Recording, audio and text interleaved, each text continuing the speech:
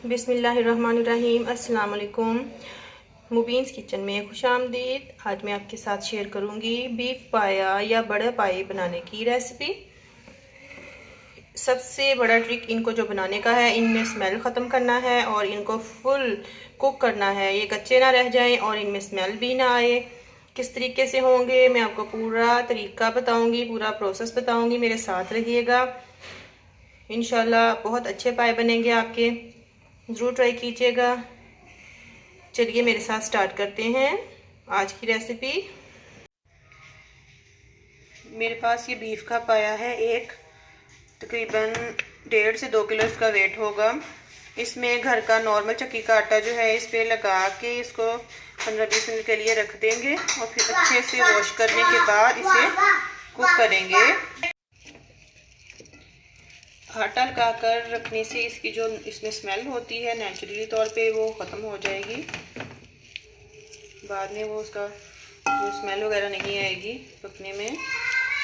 अच्छे से इसको लगा के रख देंगे। एक एक पीस को हम इस तरह से मसल कर लगा देंगे आटा।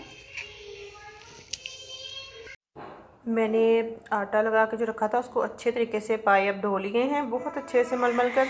अब इसमें डालेंगे 20-25 जो जवे हैं लहसुन के, ये डालेंगे इसके अंदर। लहसुन थोड़ा ज़्यादा ही जाएगा। साबुत ये डाल देंगे। 1 टीस्पून भर के नमक डालेंगे। 2 टीस्पून भर के हल्दी, 1/2 टीस्पून लाल मिर्च का पाउडर। साबुत मसाले थोड़े से जाएंगे इसके अंदर। तकरीबन 2.5 से 3 लीटर पानी इसमें डाल दिया है प्रेशर में।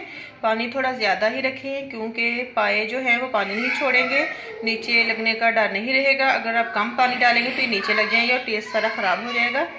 पानी थोड़ा ज़्यादा होगा तो हम कुक कर लेंगे, कवर कर लेंगे इसको, इसलिए इसका ख्याल रखें। इसको 50 मिनट तक हम प्रेशर कुकर में कुक करेंगे।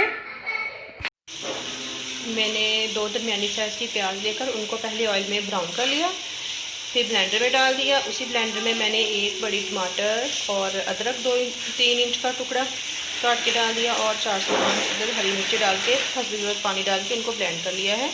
ये जिस ऑयल में हमने प्याज ब्राउन किया था उसी में सारा मिक्सर डालकर अच्छे से भूनेंगे। मसाला अच्छे से भून चुका है, ये देखिए पूरी अलग हो गया है। अब इसमें मैं जो पाए हमने गला लिए थे ये इसमें शामिल करूँगी। पाए का जो ज़्यादा पानी था थोड़ा सा मैंने वो अलग निकाल लिया है और थोड़ा इसके अंदर ही है, इसमें शामिल कर दूँगी। ये देखिए मैंने शामिल कर दिए हैं पाए इसमें। अब इसमें पहले मैंने 1 टीस्पून नमक डाला था यखनी के साथ। अब इसमें हल्दी ज़रूरत और जाएगा और मिर्च 1/2 टीस्पून डाली थी और बाकी मैं इसमें काली मिर्च भी इसी में डालूँगी। नमक, काली मिर्च, इसको बहुत ही हल्के हाथ से मिक्स करेंगे क्योंकि बोटी हमारी गली हुई है ताकि ये टूट ना जाए और भुन भी जाए अच्छे से। पाए अच्छे से भुन चुके हैं। अब इसमें जो यखनी मैंने निकाली थी ये शामिल कर दूंगी।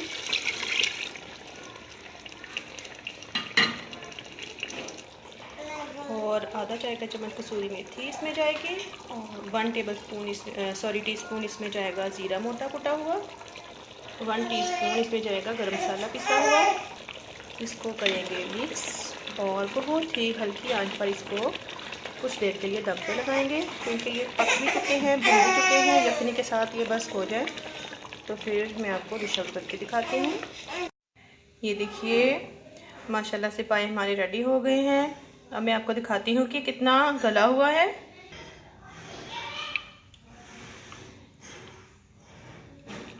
ये देखिए